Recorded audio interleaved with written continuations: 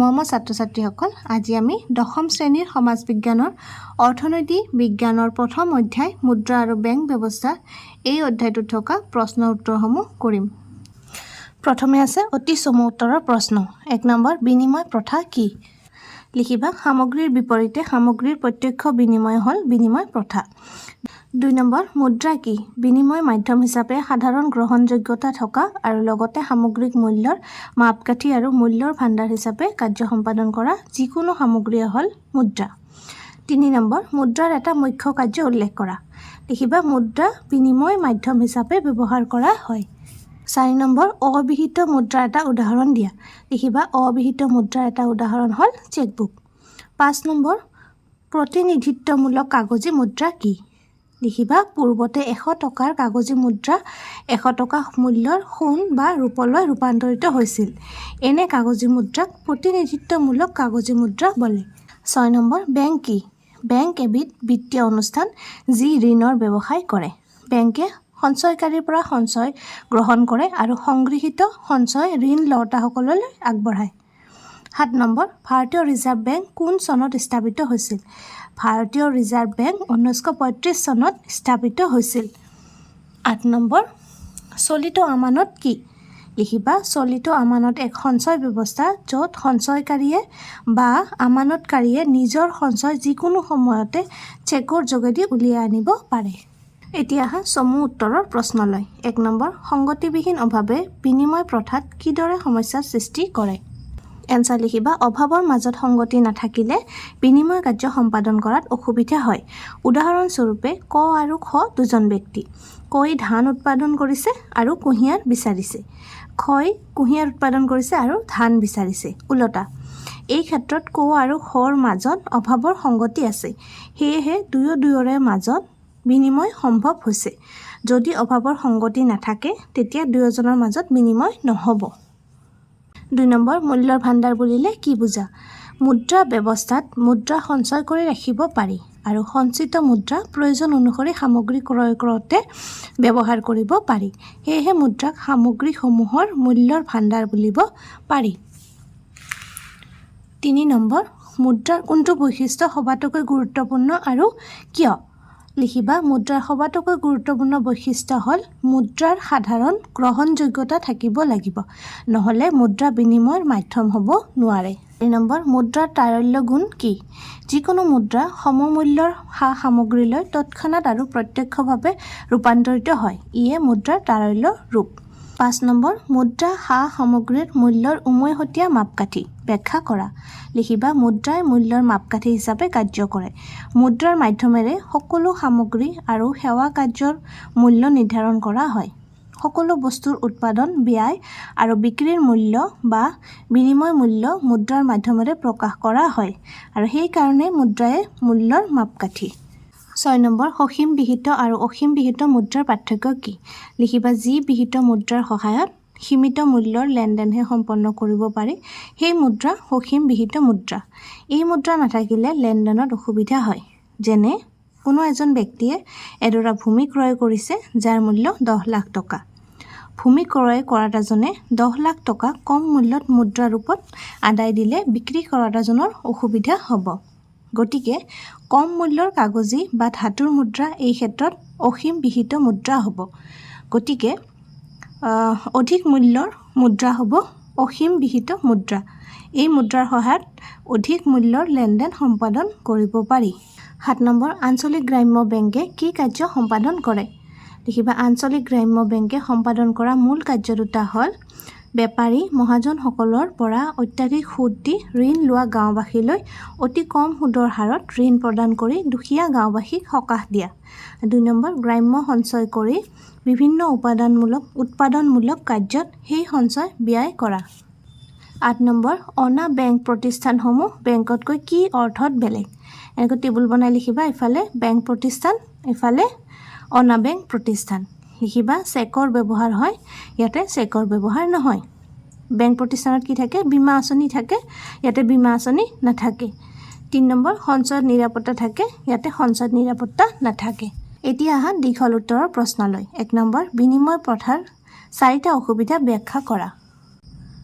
লিখিবা বিনিময় প্ৰথাৰ চাৰিটা অসুবিধা হ'ল 1 নম্বৰ সংগতিবিহীন অভাৱ তোমালোকৰ কিতাপৰ 20 নং পৃষ্ঠাত আছে তাৰপৰা লিখিবা কৈ ধান উৎপাদন কৰিছে আৰু কৰ কি প্ৰয়োজন হৈছে কুঁহিয়াৰৰ প্ৰয়োজন হৈছে তাৰপিছত খয় কুঁহিয়াৰ উৎপাদন কৰিছে আৰু খৰ ধানৰ প্ৰয়োজন হৈছে উলটা ক আৰু খৰ উলটা হৈছে দুয়োৰে অভাৱৰ সংগতি থকা বাবে দুয়োৰে মাজত বিনিময় সম্ভৱ হৈছে ধৰি লোৱা খৰ ধানৰ প্ৰয়োজন নাই খয় মাছে বিচাৰিছে তেনে অৱস্থাত ক আৰু খৰ মাজত বিনিময় হ'ব নোৱাৰে খয় মাছ উৎপাদনকাৰীজনক বিচাৰি পাব লাগিব ধৰি লোৱা হ'ল যে সেইজন গ যদি গয়ে খৰ পৰা কুঁহিয়াৰ নিবিচাৰি সৰিয়হ বিচাৰে তেতিয়া আকৌ খ আৰু গৰ মাজত বিনিময় হ'ব নোৱাৰে এইদৰে অভাৱৰ সংগতিহীনতাৰ বাবে বিনিময় প্ৰথাটো ক্ৰমশঃ নোহোৱা হ'ল তাৰপিছত 2 নম্বৰ লিখিবা হিচাপ নিকাচৰ উমৈহতীয়া এককৰ অভাৱ লিখিবা বিনিময়যোগ্য সামগ্ৰীৰ সংখ্যা বহুত প্ৰতিটো সামগ্ৰীৰ মূল্য আন সামগ্ৰীৰ মাধ্যমেৰে প্ৰকাশ কৰিব লাগিব তাৰপিছত ইয়াৰ পৰা লিখিবা বজাৰত যিমান সামগ্ৰী আছে সিমান সামগ্ৰীৰ বিপৰীতে বিনিময়ৰ হাৰ থাকিব লাগিব বজাৰলৈ ওলাই যাওঁতে এগৰাকী ব্যক্তিয়ে ইমানবোৰ বিনিময় হাৰ মনত ৰাখি যাব লাগিব এইটো অসম্ভৱ কথা হ'ব 3 নম্বৰ বিভাজনীয়তাৰ অসুবিধা কিছুমান সামগ্ৰী আছে যিবোৰ সৰু সৰু অংশলৈ ভাগ কৰিব নোৱাৰি বিনিময় প্ৰথাত এনেবোৰ সামগ্ৰীয়ে আহুকালৰ সৃষ্টি কৰে যেনে হাতীটোৰ গৰাকীক 1 কিলোগ্ৰাম চাউলৰ প্ৰয়োজন হৈছে 1 কিলোগ্ৰাম চাউল আৰু হাতী এটাৰ মূল্য একে নহয় কিন্তু হাতীটো অবিভাজনীয় অৰ্থাৎ হাতীটো সৰু সৰু অংশলৈ ভাগ কৰি চাউলৰ লগত বিনিময় কৰাটো সম্ভৱ নহ'ব 4 নম্বৰ মূল্যৰ ভাণ্ডাৰৰ অভাৱ মূল্য বুলিলে সামগ্ৰীৰ মূল্য বুজিব লাগিব সামগ্ৰীবোৰ বেছিদিন নিটিকে মাছ গাখীৰ কণী ইত্যাদি বেছিদিন সাঁচি ৰাখিব নোৱাৰি বেছিদিন সাঁচি থ'লে সেইবোৰ নষ্ট হৈ যাব বিনিময় প্ৰথাত মূল্যৰ ৰূপত সামগ্ৰীৰ ভাণ্ডাৰ সঞ্চয় কৰিব লাগিব 2 নম্বৰ প্ৰশ্ন মুদ্ৰাৰ যিকোনো 4টা প্ৰধান বৈশিষ্ট্য ব্যাখ্যা কৰা তোমালোকৰ কিতাপত 23 নং পেজত আছে লিখিবা মুদ্ৰাৰ 4টা বৈশিষ্ট্য হ'ল 1 নম্বৰ মুদ্ৰাৰ সাধাৰণ গ্ৰহণযোগ্যতা থাকিব লাগিব নহ'লে মুদ্ৰা বিনিময় মাধ্যম হ'ব নোৱাৰে 2 নম্বৰ মুদ্ৰা চিনাক্তকৰণ সহজ হ'ব লাগিব আন সকলোবোৰ সামগ্ৰীতকৈ ই বেলেগ হ'ব লাগিব মুদ্ৰা চিনাক্তকৰণ সহজ নহ'লে সামগ্ৰী বেচা কিনাৰ সময়ত জটিলতাই দেখা দিব 3 নম্বৰ মুদ্ৰা সহজে নষ্ট হৈ যোৱা সামগ্ৰী হ'ব নোৱাৰে মাছ কণী গাখীৰ ইত্যাদি কোনোটোৱে মুদ্ৰা হ'ব নোৱাৰে কাৰণ এইবোৰ সামগ্ৰী বেছি দিনলৈ নিটিকে আৰু 4 নম্বৰ এইটো নিলিখি এইটো লিখিব পাৰা মুদ্ৰাৰ তাৰল্য গুণ থাকিব লাগিব যিকোনো মুদ্ৰা সমমূল্যৰ সামগ্ৰীলৈ তৎক্ষণাত আৰু প্ৰত্যক্ষভাৱে ৰূপান্তৰিত হ'লে মুদ্ৰাৰ তাৰল্য গুণ আছে বুলি ক'ব লাগিব যিহেতু তোমালোকক 4টা লিখিব দিছে এই 4টা লিখিলে হ'ল 1 2 3 আৰু 5 3 নম্বৰ মুদ্ৰাই সম্পাদন কৰা 4টা প্ৰধান কাৰ্য ব্যাখ্যা কৰা কিবা মুদ্ৰাই সম্পাদন কৰা 4টা কাৰ্য হ'ল 1 নম্বৰ দিবা মুদ্ৰা হৈছে বিনিময়ৰ মাধ্যম বিনিময় প্ৰথাত সামগ্ৰীৰ বিপৰীতে সামগ্ৰীৰ প্ৰত্যক্ষ বিনিময় হৈছিল মুদ্ৰা ব্যৱস্থাত সামগ্ৰীৰ পৰিৱৰ্তে সামগ্ৰীৰ পৰোক্ষ বিনিময় হয় যি মুদ্ৰাৰ বিনিময় মাধ্যম হিচাপে কাৰ্য সম্পাদন কৰিব নোৱাৰে সি মুদ্ৰা হ'ব নোৱাৰে 2 নম্বৰ লিখিবা মুদ্ৰাই সামগ্ৰীৰ মূল্যৰ মাপকাঠি হিচাপে কাৰ্য সম্পাদন কৰে সকলো আৰ্থিক সামগ্ৰীৰ মূল্য আছে মুদ্ৰাৰ ৰূপত প্ৰকাশ কৰা সামগ্ৰীৰ বিনিময় মূল্যই হ'ল সামগ্ৰীটোৰ দাম মুদ্ৰা সামগ্ৰীৰ মূল্যৰ উমৈহতীয়া মাপকাঠি কাৰণ সকলো আৰ্থিক সামগ্ৰীৰ মূল্য মুদ্ৰাৰ ৰূপত প্ৰকাশ কৰা হয় 3 নম্বৰ মুদ্ৰাই স্থগিত দেনা পাওনাৰ মানদণ্ড হিচাপে কাৰ্য সম্পাদন কৰে কিছুমান সামগ্ৰী আৰু পৰিসম্পদ বেচা কিনাৰ সময়ত দামটো লগে লগে পৰিশোধ কৰা নহয় ঋণৰ ক্ষেত্ৰতো ঋণ লওঁতাই ঋণদাতাৰ ঋণ পৰিশোধ কৰোঁতে সময় লয় 4 নম্বৰ মুদ্ৰাই মূল্যৰ ভাণ্ডাৰ হিচাপে কাৰ্য সম্পাদন কৰিব লাগে সামগ্ৰী সঞ্চয় কৰি ৰাখিব নোৱাৰি সামগ্ৰীবোৰ সোনকালে নষ্ট হৈ যায় মুদ্ৰা ব্যৱস্থাত মুদ্ৰা সঞ্চয় কৰি ৰাখিব পাৰি আৰু সঞ্চিত মুদ্ৰা প্ৰয়োজন অনুসৰি সামগ্ৰী ক্ৰয় কৰোঁতে ব্যৱহাৰ কৰিব পাৰি 4 নম্বৰ চেক এখন মুদ্ৰা নে তোমাৰ উত্তৰৰ সপক্ষে যুক্তি দৰ্শোৱা তোমালোকৰ কিতাপৰ 27 পেজত আছে লিখিবা প্ৰকৃততে চেক মুদ্ৰা নহয় মুদ্ৰা পৰিশোধৰ এটা আদেশে মাথোন চেক একখনৰ সাধাৰণ গ্ৰহণযোগ্যতা নাথাকে উদাহৰণস্বৰূপে কিতাপ এখন ক্ৰয় কৰিছা কিতাপখনৰ দাম 200 টকা 200 টকাৰ চেক এখন লিখি দোকানীক দিলে দোকানীয়ে সেয়া গ্ৰহণ কৰিবও পাৰে বা নকৰিবও পাৰে কাৰণ চেকখন বিহিত মুদ্ৰা নহয় ইয়াক ধনাদেশ বা নিকট মুদ্ৰা বুলিও কোৱা হয় 5 নম্বৰ মুদ্ৰাই সৃষ্টি কৰিব পৰা 4টা প্ৰধান অসুবিধা ব্যাখ্যা কৰা লিখিবা মুদ্ৰাৰ 4টা প্ৰধান অসুবিধা হৈছে 1 নম্বৰ মুদ্ৰাৰ মূল্যৰ স্থিৰতা নাথাকিলে কেতবোৰ জটিল সমস্যাৰ সৃষ্টি হয় মুদ্ৰাৰ মূল্য অবিৰামভাৱে হ্ৰাস হ'লে ৰাইজৰ অসুবিধা হয় কাৰণ একেখিনি সামগ্ৰী কৰিবলৈ ক্ৰমাৎ অধিক ব্যয় কৰিবলগীয়া হয় 2 নম্বৰ মুদ্ৰা অৰ্থনৈতিক সম্পদ আৰু আয় একত্ৰীকৰণৰ এবিধ আহিলা হ'ব পাৰে মুদ্ৰা সৰ্বোচ্চ অৰ্থনীতিত মুদ্ৰা অৰ্থনৈতিক ক্ষমতা আহৰণৰ উপায় হৈ পৰে ই সামাজিক বৈষম্য সৃষ্টি কৰে 3 নম্বৰ মুদ্ৰাৰ প্ৰতি থকা দুৰ্বলতাই সামাজিক মূল্যবোধৰ অৱক্ষয়ৰ কাৰণ হ'ব পাৰে দুৰ্নীতি অনিয়ম অবিচাৰ গুৰিতেই মুদ্ৰা বুলি ক'লেও অযুক্তি কৰা নহ'ব 4 নম্বৰ মুদ্ৰাৰ পৰা কলা মুদ্ৰা সৃষ্টি নহয় কলা মুদ্ৰা অৰ্থনৈতিক অপৰাধৰ সৈতে জড়িত এনেবোৰ অপৰাধৰ ফলত চৰকাৰে ৰাজহ হেৰুৱাবলগীয়া হয় 6 নম্বৰ কেন্দ্ৰীয় বেংকৰ 4টা প্ৰধান কাৰ্য ব্যাখ্যা কৰা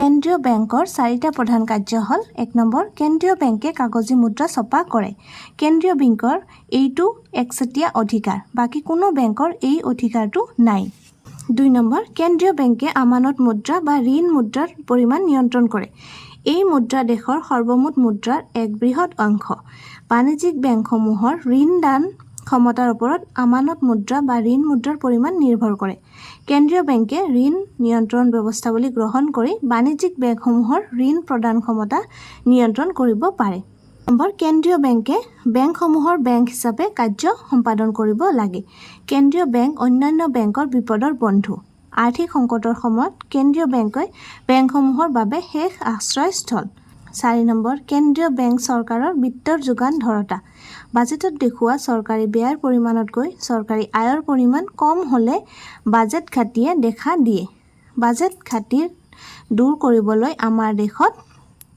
কেন্দ্ৰীয় চৰকাৰে কেন্দ্ৰীয় বেংকৰ বিত্তীয় সাহায্য ল'ব পাৰে 7 নম্বৰ বাণিজ্যিক বেংকে সম্পাদন কৰা দুটা প্ৰধান কাৰ্য ব্যাখ্যা কৰা বাণিজ্যিক বেংকে সম্পাদন কৰা দুটা প্ৰধান কাৰ্য হ'ল 1 নম্বৰ লিখিবা বাণিজ্যিক বেংকে সঞ্চয় গ্ৰহণ কৰে এই সঞ্চয় 3 প্ৰকাৰৰ 1 নম্বৰ চলিত আমানত 2 নম্বৰ স্থিৰ আমানত বা কাল আমানত আৰু সঞ্চয় আমানত চলিত আমানতত সঞ্চয় কৰিলে বা জমা ৰাখিলে সঞ্চয়কাৰীয়ে বা আমানতকাৰীয়ে নিজৰ সঞ্চয় কোনো সময়তে চেকৰ যোগেদি উলিয়াই আনিব পাৰে স্থিৰ বা কাল আমানতৰ ক্ষেত্ৰত এনে কৰিব নোৱাৰি সঞ্চয় আমানতৰ ক্ষেত্ৰত জমাৰ এটা অংশ আমানতকাৰীয়ে প্ৰয়োজন অনুসৰি উলিয়াই আনিব পাৰিব কিন্তু আনটো অংশ উলিয়াবলৈ হ'লে বেংকৰ আগতীয়া অনুমতিৰ প্ৰয়োজন হ'ব তাৰপিছত 2 নম্বৰ বাণিজ্যিক বেংকসমূহে ঋণৰ যোগান ধৰে কৃষক উদ্যোগপতি কাৰিকৰ ঠেলা চালক ৰিক্সা চালককে ধৰি সমাজৰ বিভিন্ন শ্ৰেণীৰ লোকে বাণিজ্যিক বেংকৰ পৰা ঋণ লাভ কৰে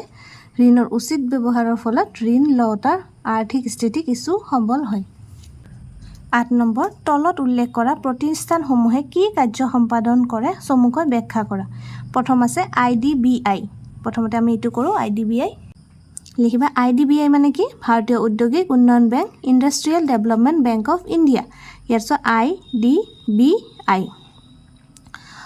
লিখিবা 1964 চনত এই বেংক স্থাপন কৰা হয় ইয়াৰ মূল কাৰ্যসমূহ হ'ল ঔদ্যোগিক প্ৰতিষ্ঠানসমূহলৈ বিত্তীয় সাহায্য প্ৰদান কৰা 2 নম্বৰ ঔদ্যোগিক উন্নয়নৰ সৈতে জড়িত প্ৰতিষ্ঠানসমূহৰ প্ৰসাৰতা বৃদ্ধিত সহায় কৰা 3 নম্বৰ অৰ্থনৈতিকভাৱে পিছপৰা অঞ্চলসমূহৰ উদ্যোগলৈ ৰেহাই সুদৰ হাৰ এই বেংকে ঋণ আগবঢ়ায় 4 নম্বৰ বেংকটোৱে প্ৰশিক্ষণৰ জৰিয়তে উদ্যোগবিহীন জিলাসমূহত ঔদ্যোগিক উদ্যম বৃদ্ধিৰ বাবে আগভাগ লয় খ নম্বৰ আঞ্চলিক গ্ৰাম্য বেংক লিখিবা আঞ্চলিক গ্ৰাম্য বেংকে সম্পাদন কৰা মূল কাম দুটা হ'ল 1 নম্বৰ বেপাৰী মহাজনসকলৰ পৰা অত্যাধিক সুদ দি ঋণ লোৱা গাঁওবাসীলৈ অতি কম সুদৰ হাৰত ঋণ প্ৰদান কৰি দুখীয়া গাঁওবাসীক সকাহ দিয়া আৰু 2 নম্বৰ হৈছে গ্ৰাম্য সঞ্চয় সংগ্ৰহ কৰি বিভিন্ন উৎপাদনমূলক কাৰ্যত সেই সঞ্চয় ব্যয় কৰা গ নম্বৰ কৃষি আৰু গ্ৰাম্য উন্নয়নৰ ৰাষ্ট্ৰীয় বেংক উত্তৰ লিখিবা কৃষি আৰু গ্ৰাম্য উন্নয়নৰ ৰাষ্ট্ৰীয় বেংকে সম্পাদন কৰা মূল কাৰ্যবোৰ হ'ল 1 নম্বৰ গাঁও অঞ্চলত যিমানবোৰ অনুষ্ঠান বিনিয়োগ আৰু উৎপাদনৰ সৈতে জড়িত হৈ আছে সেই আটাইবোৰ শীৰ্ষবিত্ত যোগানকাৰী প্ৰতিষ্ঠান হ'ল নাবাৰ্ড মানে হৈছে এইটো ইংলিছত national bank for agriculture and rural development ইয়াৰে এইটো BARD নাবাৰ্ড। তাৰপিছত 2 নম্বৰ লিখিবা ঋণ প্ৰদান প্ৰক্ৰিয়া আঁচনিৰ পুনৰীক্ষণ আৰু পৰ্যালোচনা প্ৰশিক্ষণ আদি সুদৃঢ়কৰণ কল্পে নাবাৰ্ডে ব্যৱস্থা গ্ৰহণ কৰে। আৰু 3 নম্বৰ সকলোবোৰ বিত্তীয় প্ৰতিষ্ঠান ভাৰত চৰকাৰ, ৰাজ্য চৰকাৰ, ৰিজাৰ্ভ বেংক ইত্যাদিৰ সৈতে নাবাৰ্ডে সমন্বয় ৰক্ষা কৰে। খ নম্বৰ ভাৰতীয় ক্ষুদ্ৰ উদ্যোগ উন্নয়ন বেংক। লিখিবা ভাৰতীয় ক্ষুদ্ৰ উদ্যোগ উন্নয়ন বেংকৰ প্ৰধান কাৰ্যাৱলীবোৰ হ'ল 1 নম্বৰ ক্ষুদ্ৰ উদ্যোগসমূহৰ বাবে উন্নত প্ৰযুক্তিবিদ্যা আৰু আধুনিকৰণৰ ব্যৱস্থা কৰা। 2 নম্বৰ ক্ষুদ্ৰ উদ্যোগ খণ্ডত উৎপাদিত সামগ্ৰীৰ বাবে বজাৰৰ সুবিধা কৰি দিয়া। 3 নম্বৰ দুই নম্বৰ ক্ষুদ্ৰ উদ্যোগ খণ্ডত উৎপাদিত সামগ্ৰীৰ বাবে বজাৰৰ সুবিধা কৰি দিয়া। 2 নম্বৰ অৰ্ধনগৰ এলেকাত ক্ষুদ্ৰ উদ্যোগসমূহত অধিক নিয়োগৰ ব্যৱস্থা কৰি গাঁও আৰু অৰ্ধনগৰ এলেকাৰ পৰা চহৰলৈ জনসংখ্যাৰ বহিৰ্গমন ৰোধ কৰা। আৰু 4 নম্বৰ ৰাজ্যিক বিত্ত নিগম, ঔদ্যোগিক নিগম, ব্যৱসায়িক বেংক, সমবায় বেংক আৰু আঞ্চলিক গ্ৰাম্য বেংকসমূহলৈ অৰ্থ সাহায্য আগবঢ়োৱা আৰু এই অনুষ্ঠানবোৰৰ যোগেদি ক্ষুদ্ৰ উদ্যোগলৈ ঋণ আগবঢ়োৱা। আজিৰ ভিডিঅ'টি ইয়াতে সামৰিছোঁ। আমি মুদ্ৰা আৰু বেংক ব্যৱস্থা এই অধ্যায়টোৰ অনুশীলনী থকা আটাইকেইটা প্ৰশ্ন উত্তৰে কৰিলোঁ। আশা কৰিছোঁ তোমালোকে লিখি ল'ব পাৰিছা। ধন্যবাদ।